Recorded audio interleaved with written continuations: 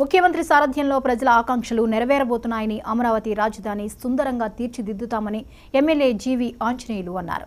గత 5 సంవత్సరాలుగా రాష్ట్రాన్ని జగన్ ప్రభుత్వం నాశనం చేసిందని విమర్శించారు. అతనికి హైదరాబాద్లో ఒక ప్యాలెస్, బెంగళూరులో ఒక ప్యాలెస్ ఉండగా మళ్లీ విశాఖపట్నంలో రిషికొండపై 500 కోట్ల రూపాయలతో ఒక ప్యాలెస్ ఎందుకని ప్రశ్నించారు. ప్రజాధనాన్ని దుర్వినియోగం చేశారని మండిపడ్డారు. పేదలకు 1 సెంటు భూమిలో ఇల్లు మొత్తం కట్టుకోవడానికి ఇచ్చారని, కానీ జగన్మోహన్ ప్యాలెస్లో మాత్రం బాత్రూమ్కి 1 సెంటు పైన ఉందని ఎద్దేవా చేశారు.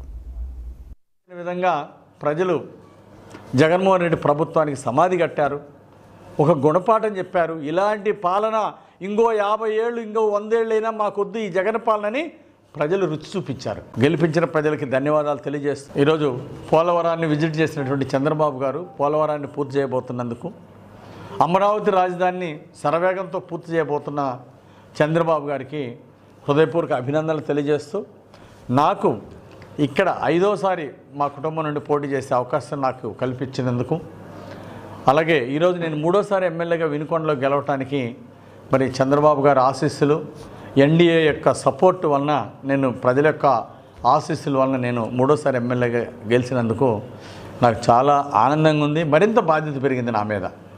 నేనేమైతే కమిట్మెంట్లు ఇచ్చానో అంచెలంచెలుగా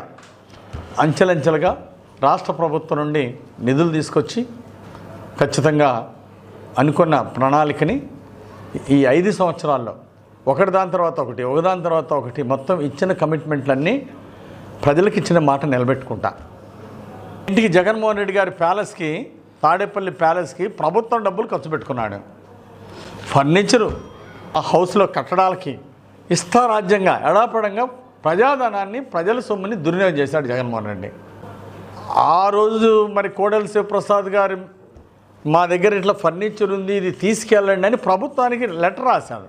లేదా దీనికి ఎంత ఖర్చు, నేను ఎంత అమౌంట్ చెల్లించాలో చెప్తే ఆ అమౌంట్ నేను చెల్లిస్తానని చెప్పేసి ఆ రోజు కోడెల శివప్రసాద్ గారు ప్రభుత్వానికి లేఖ పంపితే దాన్ని కన్సిడర్ చేయకుండా కేసు పెట్టించి ఎంతో మానసికంగా హింసించారు కోడెల గారిని. కోడెల గారు బలవన్మరణానికి కారకుడైనటువంటి జగన్మోహన్ రెడ్డి, ఆయన ప్రభుత్వం సిగ్గుపడాలి. ఈరోజు మీరు 45 కోట్లు ఖర్చు పెట్టుకొని ఫర్నిచర్ అంతా కూడా మీ దగ్గర ఉంచుకుంటే ఈరోజు మీ మీద ఏ కేసులు పెట్టాలో చెప్పండి. ఈరోజు మీ మీద ఏ చట్టాలు వర్తిస్తే చెప్పండి మీరే. ఆ రోజు కోడెల గారి మీద పెట్టిన చట్టాలు మీకు వర్తించవా? కనీసం ఆ రోజు కోడెల గారు లెటర్ రాశారు ఈ ఫర్నిచర్ తీసుకెళ్ళమని. లేదా నేను ఎంత కట్టాలో చెప్పండి, నేను చెల్లిస్తానన్నారు. కానీ ఈరోజు జగన్మోహన్ రెడ్డికి ఆ సంస్కారం కూడా లేకపోవడం చాలా బాగా. ఈరోజు ప్రజలు కోరుకుంటున్నారు, జగన్మోహన్ రెడ్డి ఈరోజు ప్రభుత్వ ఆస్తులు, ప్రజల సొమ్మును దుర్వినియోగం చేశాడు కాబట్టి ఆ రోజు కోడెల గారి మీద పెట్టిన కేసుల్ని ఈరోజు జగన్ మీద పెట్టాలని ప్రజలు కోరుకుంటున్నారు.